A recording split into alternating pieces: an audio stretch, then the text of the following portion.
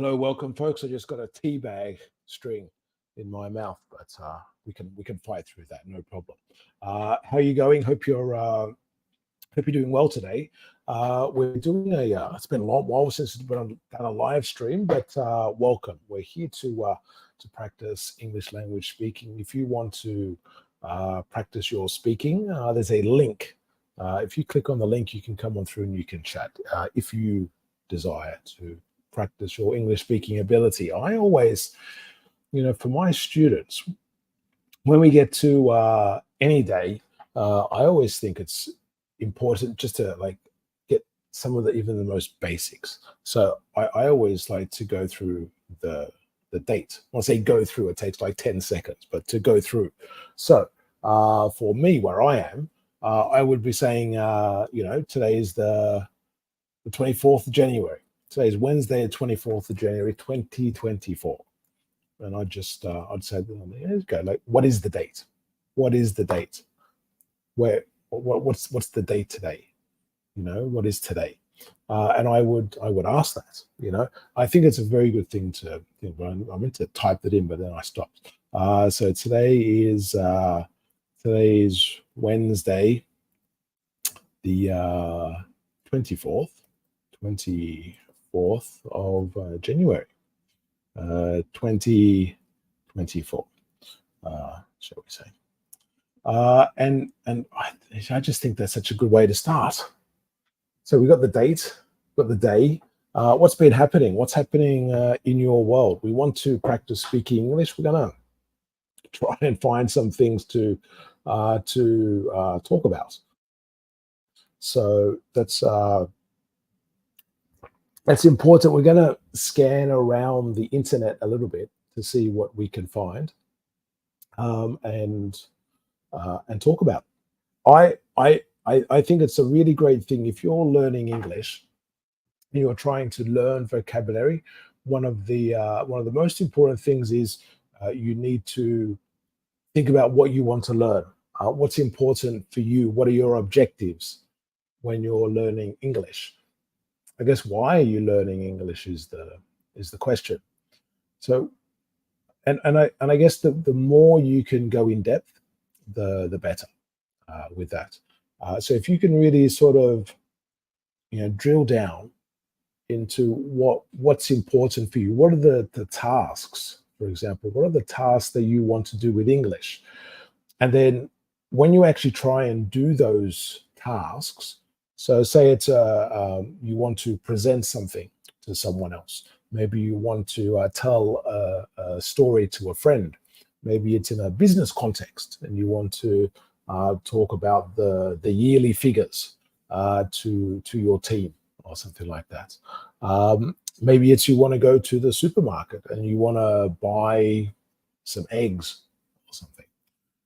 There could be many different situations. So then you put yourself into trying to do that situation. You're trying to use the language of that situation. You find the gaps with what you actually want to say. And then what I suggest is you look for those words. So you think, okay, what do I want to say? How am I saying that with the words that I know now? What are the words I actually want to say? I then go back into your native language. Think, okay, what do I want to say there? What are the missing words that I need to find out in English? And then look for them and then try and use them. You create a vocabulary list. So while I've got this here, where are we?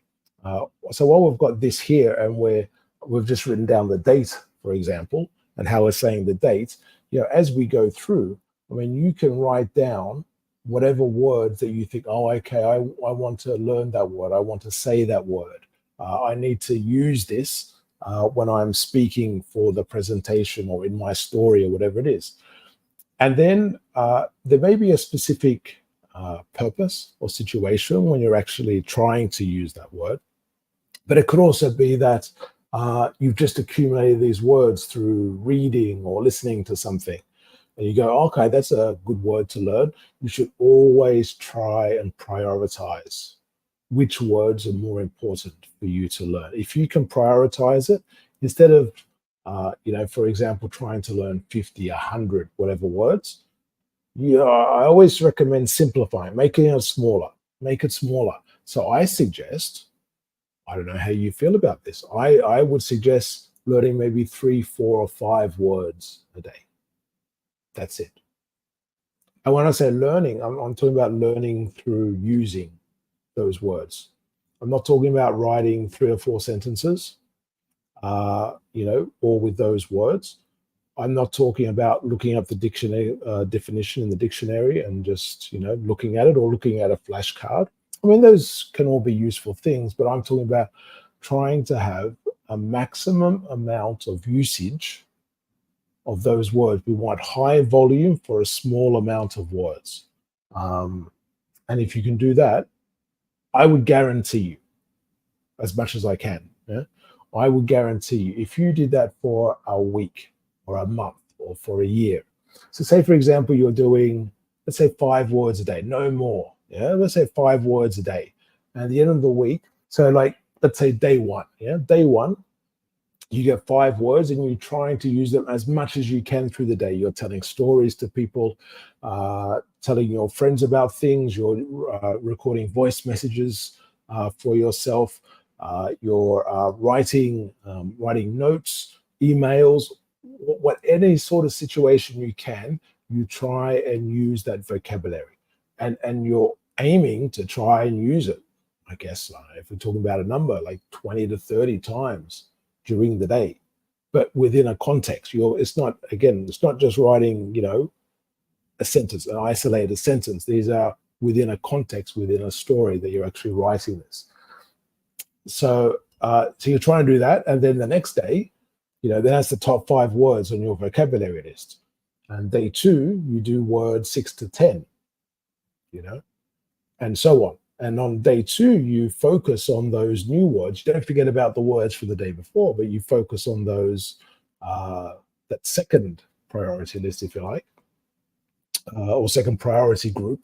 And then you keep going. And I reckon, tell me if you've tried this, and tell me if you think this is wrong. But I reckon at the end of a week, let's say you've had 35 words that you've been trying to practice. If you've actually been consciously practicing and using them in as many different forms as you can, many different situations as you can, I reckon there's a really, really strong chance that you remember a vast bulk. And when I say remember, I mean remember in terms of being able to recall and use when you need to, when the situation is right. I mean, sometimes, yes, we can just, mind goes blank and that sort of thing. But so we have our, let's say our task there to try and remember and learn the words through actual activities.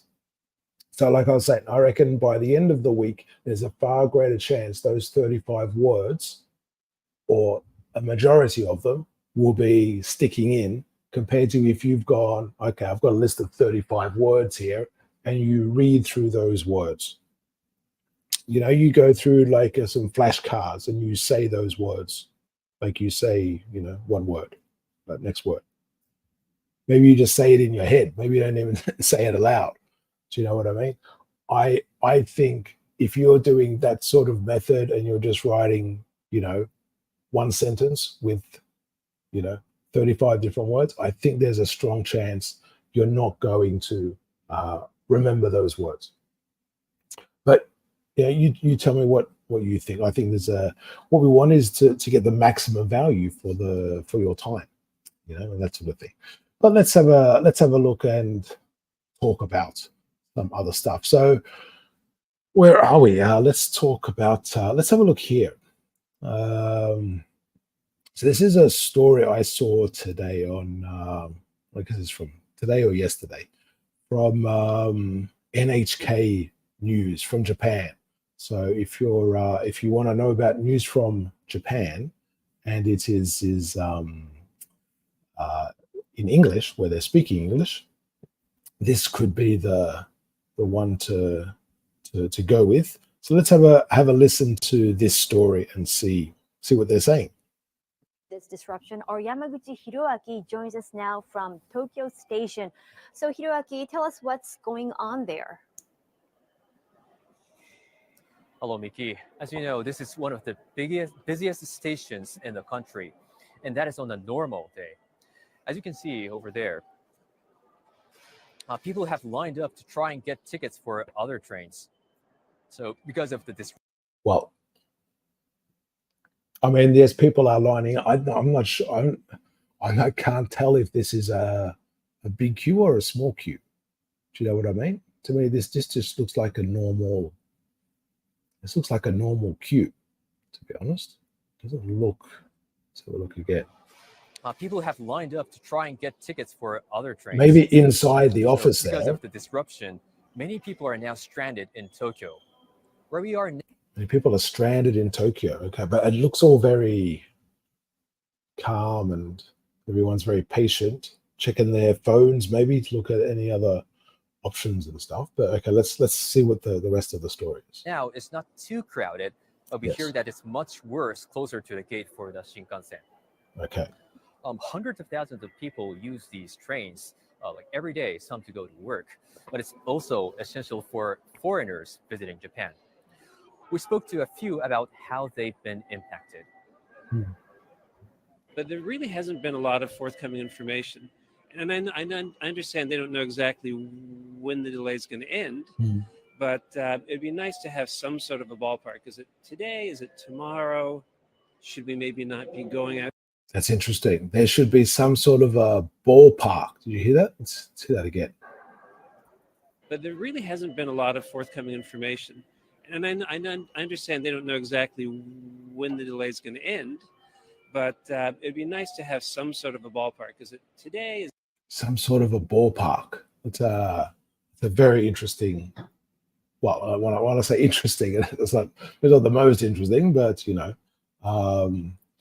So it is some sort of ballpark.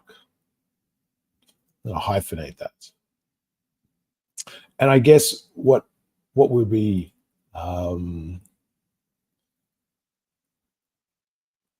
what we would say, because he doesn't actually complete that, but I guess when you say a ballpark, because when we're thinking of ballpark, we're thinking more of a place where you play baseball, I think, is because that's an American thing, I think, to say the ballpark. I'm going to the ballpark. But when you talk about like a ballpark figure, it's like a roundabout figure. It's somewhere to know if you're thinking, like if you're trying to get like an estimate of something, if you're just asking for like a ballpark number, say you want to buy a car, you want a ballpark number, you just want to know, like, is it going to be like, I don't know, 10,000 or 15 or 20,000 or 30,000? Obviously, there's a big difference there. But if you're in the right sort of ballpark, you're in the right sort of area, something sort of close. So I guess what this guy is saying is that if they can know, like, for example, is it going to be today? Is it going to be tomorrow? Is it going to be this afternoon? He wants to get some sort of definitive idea of what's happening with this. That's always the problem, though, isn't it? I don't know what's it like in your part of the world, but I often find, like, when there's transport issues, delays, complications, cancellations, the communication is not very good. Now maybe they don't know what to do as well. Maybe they don't know what's happening, but it's a bit of a problem. Very consistent across countries, I think. But anyway, okay, let's continue. Is it tomorrow? There we Should go. we maybe not be going out there if we need to get back at some point? So that part again is a little disappointing in terms of communication. That was interesting there. Hold on. So that part, should we maybe not be going out there if we need to get back at some point?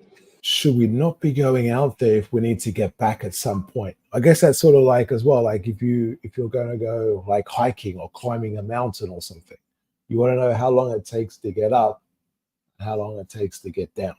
And so if you have enough time, because maybe then you've got like a plane to catch or another train to catch or something. Because the as we can see here, this Shinkansen is the bullet train in China. In Japan. But I think they have those fast trains in China as well. I'm not sure. It won't have the same name, I'm guessing, but nevertheless. So that part again is a little disappointing in terms of communication. So our backup plan is to find a pub. We're going to have a few drinks, a feed maybe, and then we're going to see if the Shinkansen start running again later. Yeah. Failing that, we'll probably get a room for the night and then catch one tomorrow. Yeah. Failing that. Oh, that's nice. I like that. Let's capture that, shall we? Let's capture that. So failing that.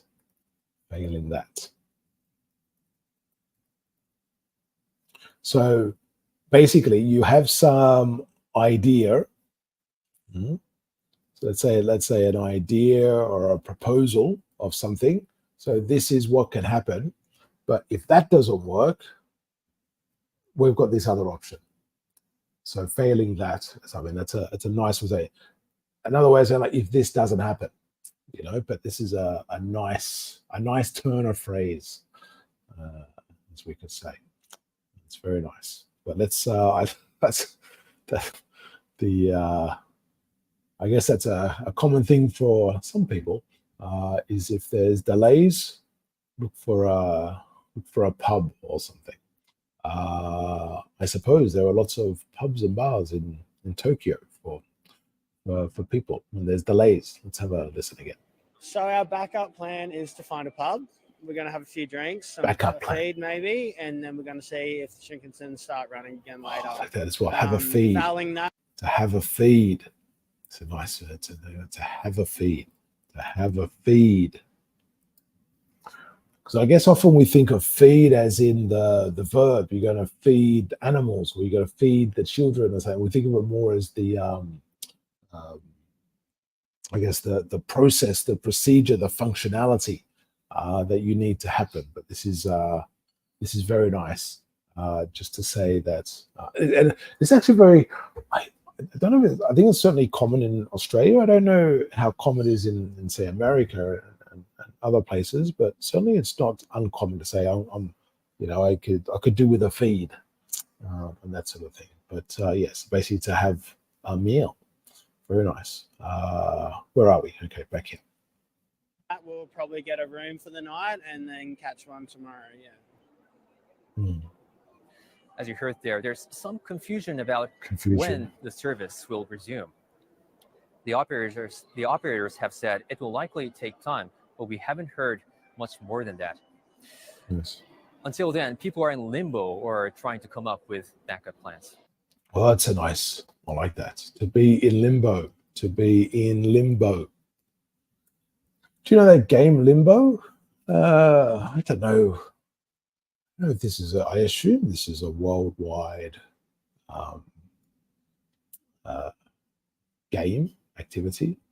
Limbo. There seems to be a game called Limbo. It's a video game, which is not exactly what I'm talking about. Maybe it's based on the same sort of idea. Lots of this stuff coming with these creepy sort of things, but Limbo is like this, where you have like sort of like high jump, but in reverse, where you have to go under the bar as opposed to going over the bar. But to be in limbo is where you don't really know what's happening. So if you're in limbo, and this is what we talk about when we talk about the communication.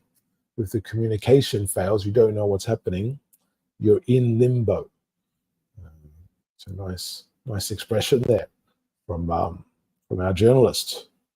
We haven't heard much more than that. Until then, people are in limbo or trying to come up with backup plans. Back to you, Miki. Back to you, Nikki. Now for more on this Okay, that went pretty quickly. So there wasn't really much in that story, I suppose, was there?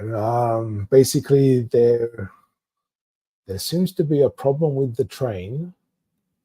People are lining up to try and get other tickets or to find out what's happening, although people don't really know what's happening. And people are, wondering about what to do. And that's the story. But not much meat to that story, shall we say. So it's yes, that's the way it goes sometimes as well, isn't it? I have to say, very casual presentation. Maybe I guess when I compare journalists from different countries to see the presentation style, and of course every person is going to be different, but certainly culturally, this seems to be a very calm, relaxed presentation of whatever of the current situation. But yes, okay. So even from that, so here I've got 4 expressions. This is like from a minute, well, just under 2 minutes is the video clip here. So just under 2 minutes, we've got 4 expressions that I've added, and of course, the more we look at different things, the more we can have. The more we can add to that list, and this is where it becomes really important about prioritizing what words you're going to because those lists can get big very quickly. I know a lot of students who they've read some very difficult stories, and even on the first page of a story, they're sort of there's 50 words I don't know, sort of thing, which I guess is possible. Maybe 50 is an exaggeration, but still, you know what I mean. And so, okay, and so then the question is, what do you do with that? A lot of people, I always think, again, tell me what you think, but I always think when you listen to something or read something or watch something, if you don't do anything with it, you don't get too much from it. Okay, so here we've listed 4 items of vocabulary that we want to learn. But then I guess as I've been going through the video, I've been asking questions, giving sort of ideas and some comments. And I think that's really important to do that. When you're reading something, listening to something, watching something, you got to be interactive. So if you're with a friend or someone, talk to them about whatever it is that you're watching. If it's a movie, you could talk about the scenery or the plot or the characters, the acting, and so forth. Talk about what you think, if it's good or bad. What would you do differently? Just in terms of what is the action? What are the activities that they're doing? You can revise the story. But you really have to do something with whatever you're whatever you're gaining, whatever the input you've had. You need to have output. Not always. Do you know what I mean? Not always, of course. I mean, sometimes, yes, you're going to be learning things for fun. Sometimes you just want to watch a movie to watch a movie. Absolutely, of course. But if you do that all the time, though, you're just watching it. If you just say, "Hey, I've been learning English this weekend. I've watched 3 movies," and you didn't do anything apart from as you just watch it, I would suggest there's limited benefit from that. But if you watch the movies, talked about them, sort of analyze them in some ways, you can certainly get way more benefits from them, because you want to try and activate the language, and then B, activate your ability to talk about whatever the topics are. And it may not necessarily, I guess, whenever we talk about, what do I talk about, when I'm practicing English, use things as inspiration, what I would say. Use things as inspiration. So if you saw a movie like, let's say like recent sort of movie. So if you see a movie like Barbie or Oppenheimer, I guess it have been the big sort of movies of the last year. If you watch those movies or parts of those movies, you can then be thinking, okay, so what are the, what can I start talking about with that movie? And you can start talking about, I guess, the story of the movie, but then you can move into other sort of areas. It's the inspiration. So if you're talking about Oppenheimer, then you might be talking about, what's right and what's wrong in terms of how to manage, situations in war. Is there ever a right situation where you could use a nuclear weapon, for example? Is the way that the superpowers and such, is the way that they're using, I guess, the threat of nuclear warfare, is that the right way that humans should be, spending their time and energy? And then you let the conversation sort of flow on from that. But it starts off by, talking about Oppenheimer and that sort of thing. And then you can look at, say, references, where is Oppenheimer mentioned in popular culture? I mean, I certainly remember there was a Sting song. Can't remember the name of the song now, but he talks about Oppenheimer's deadly toy. I can't even remember the full lyric, but it's something about Oppenheimer's deadly toy. And he goes, Russians. I think it was Russians was the song, perhaps, because he goes, do the Russians love their children too? And then I guess you could, even move on the conversations, talk about, how do you classify situations when countries are involved in these international events? Do you separate the people from the military, from the leaders of the country, and that sort of thing? I guess in the same way, like if you have something's bad happened with a company, do you blame the person that you speak to on the phone? Do you blame the person in the shop, who's dealing with whatever the issue is, or is it the manager's fault, or is it the ownership of the company? Is it the people who manufactured maybe whatever the thing was, if there was a problem with the thing, and so on? So you can talk about levels of responsibility and how we challenge, what is right and wrong, and the way that we should react and interact with those things. So yeah, but you get the idea. You get the idea that we need to interact with whatever it is that we're trying to develop. And so, yes, of course, if you're watching or listening to something or reading something, and you just want to have enjoyment, and just read it for fun, absolutely.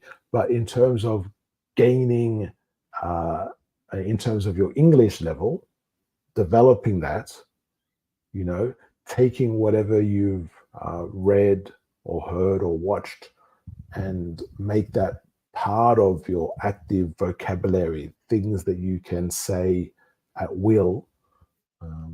You have to do something with it.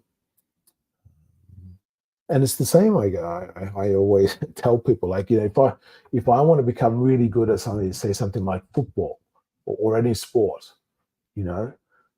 I could watch 1,000 million billion videos on YouTube or wherever, and it's not going to make me too much better compared to actually going to the park and kicking the ball, actually trying to kick and practice skills and that sort of thing, actually doing, some output. And this is the same thing, of course, with English. So we can watch a lot of videos. And it's the same, exactly the same with this. You know, you're watching this, and it's okay. That's great to watch, but you got to be interacting with it. And they say, how can you interact? Well, okay, well, I guess here we have the link. So if you're watching this live, you can click on the link. You know, you can come through and you can chat. That's one thing. You can leave comments, you know, so you can give your opinions about this or any other things about the news story that we saw, and so on. There's lots of, I guess, different items there that you can comment on. You could be thinking about, okay, well, if I saw that news story, what would be some questions I could ask some of my friends or whatever? Or indeed, you know, if you were the journalist, what questions would you be asking the customers? What questions would you be asking the staff from maybe the train station or the management company of the train or whatever it might be? What questions would you ask them to get answers? You know, if you had to write a complaint, you know, how would you describe? Sort of imagining, of course, but how would you, you know, describe what was happening? What would you demand? You know, would you want any particular compensation if they just said, "Oh, we can give you a ticket tomorrow, and you know you've got your train trip then"? Would that be, you know, satisfactory compensation for you, or would you want a reduction in the price, or a free ticket, or a meal, or, you know, what do you think would be acceptable in those circumstances? And again, you can ask yourself those questions and give yourself the answer. Say if you're writing a letter or an email, something like that. I mean, there's lots and lots of things, but the point is that you're active. And if you're ever thinking, oh well, I don't know what to write. I don't know what to write. What could be the possible options, or to talk about? I used to have this thing somewhere. I don't know if I can find it, but if you're ever thinking, what can I say? You know, what is there that I can say, or what is there that I can, you know, elaborate with? And I say, okay, here we go. So I found this. So let's see if this comes on. Here we go. Okay, think of the question words. I knew it was here somewhere. Think of the question words. So who, what, when, where, why, how. You know, and of course, they're I guess the general sort of question words. With how, you have lots of sort of options as well when you're talking about counting things as well, and that sort of thing, and frequency. And of course, not every question has to start with a question word. Of course, that's, you know, but it can give you some type of way to start. Why is going to be the most obvious. You know, you could always just keep asking why, like a kid. Yeah, you go why. But yeah, let me just cough for a second.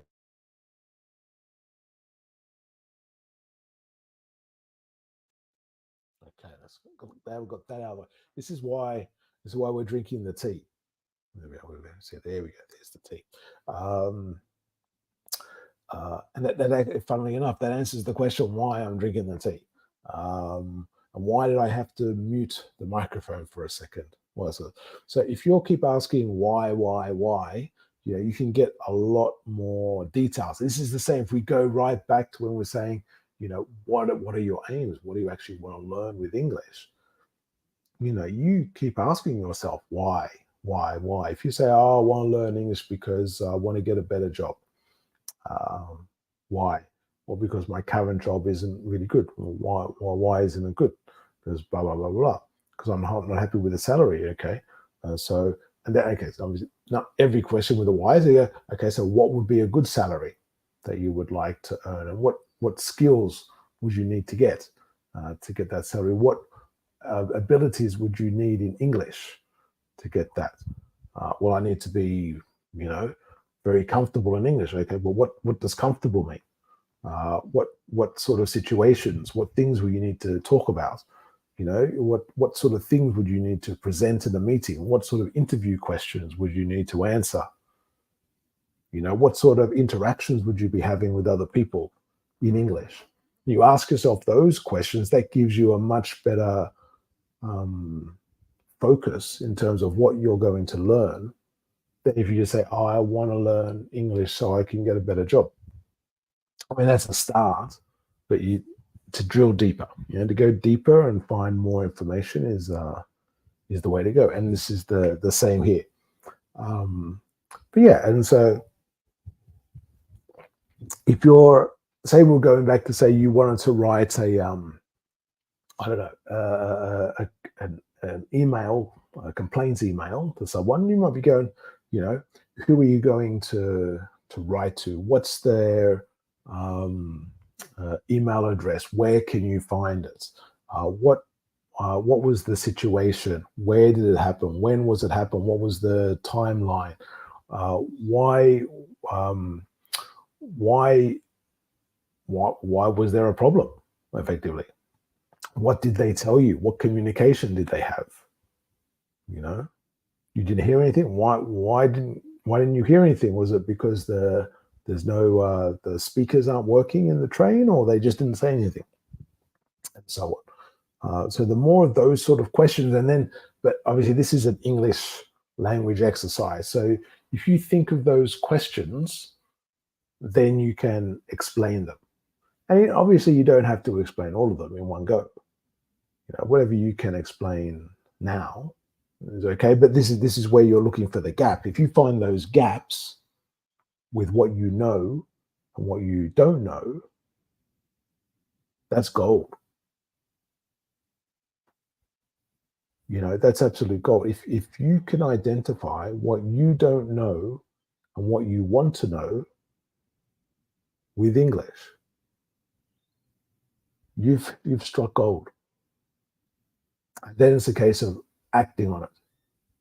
You find out what it is. What are the words? What are the expressions? What are the times maybe that you would need to say? What are the methods of delivery? What ways can you say something to give a certain, maybe a sense, a feeling? When you're communicating, and that could be the same. Obviously, it's more obvious when you're speaking, but also when you're writing. It's maybe sometimes you want to sound very gentle. Sometimes you want to sound assertive or confident. Sometimes you want to sound authoritative. So this could be all different sorts of ideas that you're trying to transmit, through the words, the way that you're writing, the way that you're speaking. And so you can learn about those as well. And then obviously you practice. You practice with yourself. If you have the advantage of having other people that you can practice with, obviously practice with them. If you can get feedback from other people, that's a great thing as well. But it's the doing, isn't it? It really is the doing that makes the difference. If you can find times, it doesn't have to be, this is the thing as well, isn't it? It doesn't have to be a big chunk of time. I mean, if you have, you have a meeting, and let's say, for example, that meeting finished 5 minutes early, you have a few minutes before the next meeting. If you can find a couple of those minutes to practice something, to talk about, how would you summarize that meeting? Or you need to give a message to a colleague or a friend or something, or you need to make a dinner reservation, or whatever it might be. Lots of different sort of possibilities. But if you create those situations you want to practice, when you have those small moments of time, you go and practice.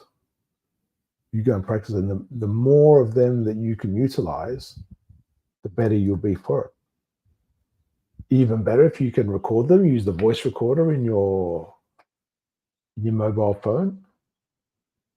those sort of things that can really, really be good, because I guess it's a way of you being able to go back and check, how you're going. But obviously, this is if you're by yourself. If you're with other people, they can hopefully give you some sort of feedback. If they can't, you try and find someone who can. This is then when if you have the chance to have I guess a teacher is the most obvious one, but someone who can give you some feedback about the language. It doesn't.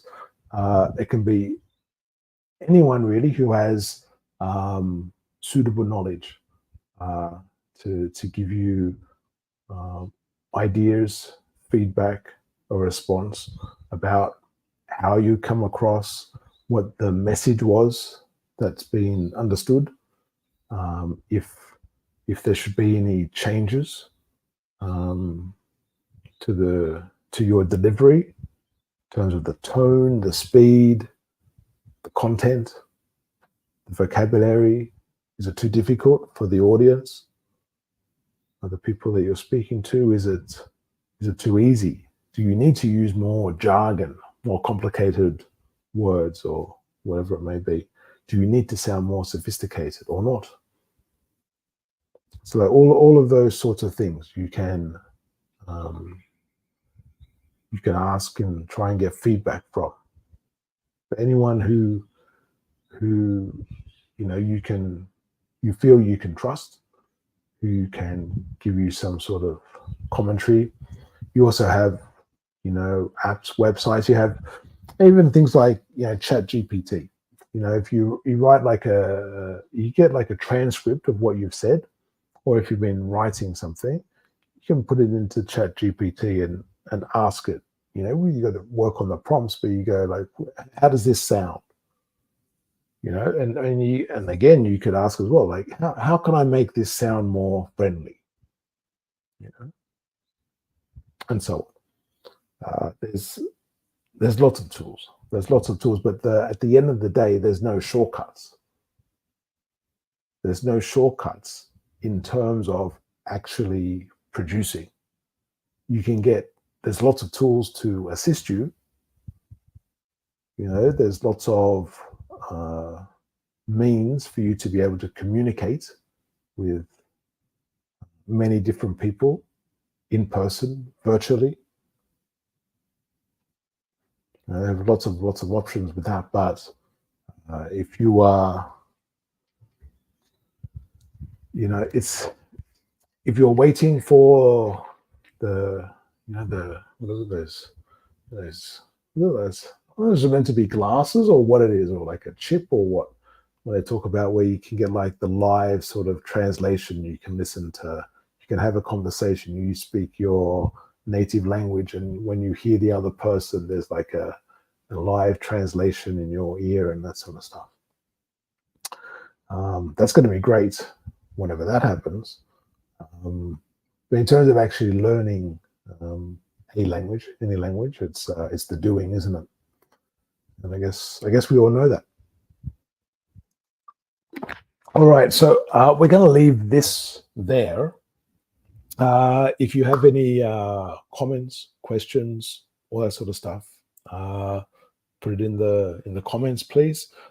Give us a like if you found any of this useful. Of course, please subscribe as well if you haven't subscribed, so that hopefully someday we can participate together in some type of speaking interactivity. That's great. So I hope you have a great rest of today, or whatever day you're in, the day that you're observing this. I hope it's a great day. Okay, so that's it for today. We'll take care. Until next time, catch you later.